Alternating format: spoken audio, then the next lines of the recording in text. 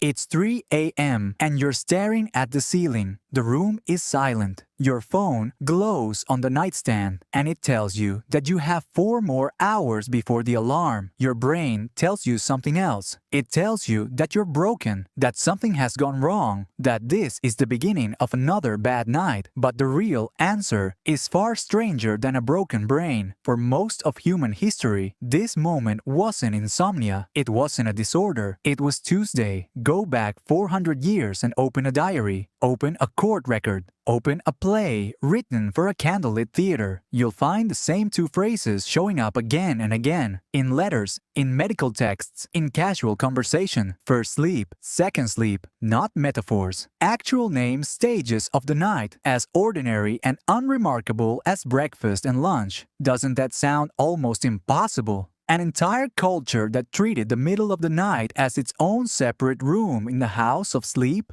A historian named A. Roger E. Kirk spent more than a decade chasing this pattern down. He combed through thousands of documents across 4 centuries and multiple countries. Diaries, sermons, legal depositions, medical advice columns. What emerged wasn't a handful of odd anecdotes. It was a pattern too consistent, too widespread to be a coincidence. People, it turned out, went to bed shortly after dusk. There was little else to do once the light failed and candles were expensive. They slept for 3 or 4 hours, drifting off not long after the household settled. Then, somewhere around midnight or 1 in the morning, they woke. Not in a panic, not reaching for a screen that didn't exist yet. They woke into a quiet, expected hour that had its own name and its own customs. Some people prayed in that hour. Some talked with a partner in the dark, low-voiced and unhurried, the kind of conversation that never happens at noon. Some got up to tend the fire or check on animals. Some visited a neighbor who happened to be awake at the same hour, because everyone more or less was. Some had sex. Doctors of the period even had a term for this stretch of wakefulness. They called it watching, and they wrote about it the way we'd write about a normal part of a normal routine. Then, after an hour or so, the household drifted into second sleep, straight through until dawn. Ekirch found one particularly vivid detail buried in an old French legal record. A man on trial admitted that he'd committed a burglary during his household's shared waking hour, slipping out while everyone else assumed he was simply lying awake the way people did. The court didn't find the timing strange at all. Waking in the middle of the night, walking around the house, stepping outside for a while, none of that needed explaining. Only the burglary did. Writers of the period leaned on the same hour for a different purpose. Some described their most vivid dreams as happening specifically in second sleep, the stretch after the midnight waking, when the mind seemed to slip more easily into strange and memorable imagery. A few even used that hour to think through a problem they'd been chewing on all day, treating the quiet dark as a kind of mental workshop rather than dead time to be gotten through as fast as possible. Doesn't that reframe the hour entirely? Not lost time, borrowed time, used on purpose. Here's where it gets stranger. This wasn't just a quirky cultural habit that people made up because they were bored. There's reason to think it might be wired into your biology, sitting dormant under the surface of your modern life. In the 1990s, a sleep researcher at the National Institute of Mental Health named Thomas Ware ran an experiment that quietly rewired how scientists think about human sleep. He gathered a group of volunteers and placed them in a controlled environment with 14 hours of darkness every single night. No lamps, no screens, no artificial light of any kind for weeks at a stretch. At first, the volunteers slept badly and slept long, the way anyone catching up on months of accumulated exhaustion might. But after about 4 weeks, something in their sleep pattern shifted. It split cleanly in 2. They would sleep for roughly 4 hours, then wake, calm and clear-headed for an hour or 2 in the middle of the night, then sleep again for another 4 hours until morning. It was almost exactly the pattern Ekirk had found buried in centuries-old diaries and court records, reappearing on its own in a modern sleep lab, where measured the volunteers' hormones during that middle waking hour. And the results were telling. Elevated prolactin, the same hormone associated with the calm, almost meditative state some animals show during rest. Their bodies weren't malfunctioning at 3 a.m. in that darkened lab. They appeared to be doing something ancient, something the dark used to draw out of nearly everyone, before anyone thought to interrupt it. The volunteers themselves described that middle hour in strikingly similar terms. Not anxious, not restless. A handful called it the calmest, clearest stretch of their entire day. Oddly enough, better than anything they experienced while fully awake under electric light. One participant compared it to a kind of quiet meditation that arrived on its own, without any effort to produce it. Could a hospital hallway, a candlelit bedroom, and a sealed research lab 3 centuries apart really be describing the same biological event? Baer's data suggests they were. So what changed? Mostly one invention. Artificial light. Cheap, reliable, controllable light let people push bedtime later and later into the evening. It let households compress 2 separate sleep phases into a single uninterrupted block, because now there was something worth staying awake for after dark. And it let the middle of the night waking, once a normal and even valued part of the day, get quietly reclassified.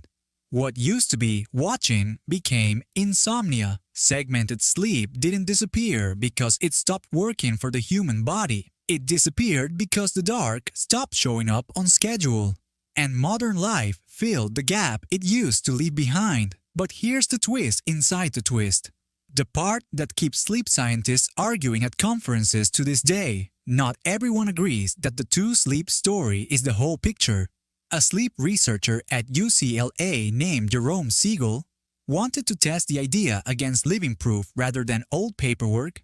So he went looking for people who still slept without electricity, without industrial light, without any of the modern disruptions researchers usually have to control for in a lab. He studied 3 groups on 3 different continents: the Hadza of Tanzania, the San of Namibia, the Tizimane of Bolivia. Communities whose nightly conditions come about as close as you can get today to how most humans lived for most of history. What he found didn't quite match the old diaries. Across most nights, these groups slept in one continuous block, not 2. There was no widespread, nightly ritual of first sleep and second sleep with a shared waking hour in between. People woke briefly here and there, the way anyone does, but not in the reliable, culturally elaborate pattern Ekirk had documented in early modern Europe. So which is it? Were your ancestors segmented sleepers, splitting the night in half like clockwork? Or were they single-block sleepers, closer to what Siegel observed in the field? Maybe the honest answer is both,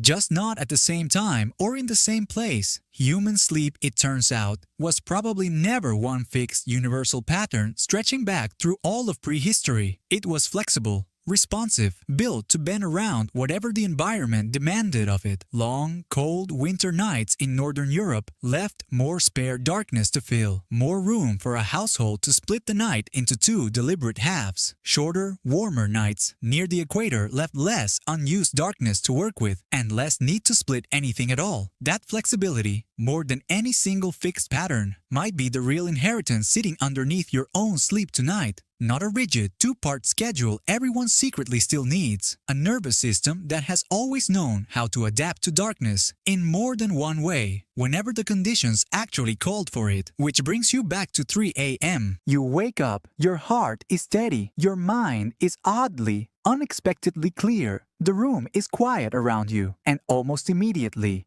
a very specific kind of dread arrives, the one insisting that something is wrong with you, that you're losing hours of rest you'll never get back, that tomorrow is already ruined because of this. But your ancestors, in at least some times and places, woke at that same kind of hour and simply lived inside it. Instead of fighting it, they didn't treat the waking as an emergency. They folded it into the shape of the night, gave it a name, let it become its own small, quiet chapter, tucked between two stretches of sleep. You don't have that culture waiting for you anymore. What you have instead is a phone with a clock on it, quietly counting down what feels like lost time, turning a biological possibility into a source of anxiety. The waking itself hasn't changed all that much across 400 years. What changed is what you're allowed to do with it, and what story you tell yourself while it's happening. Think about the last time this happened to you.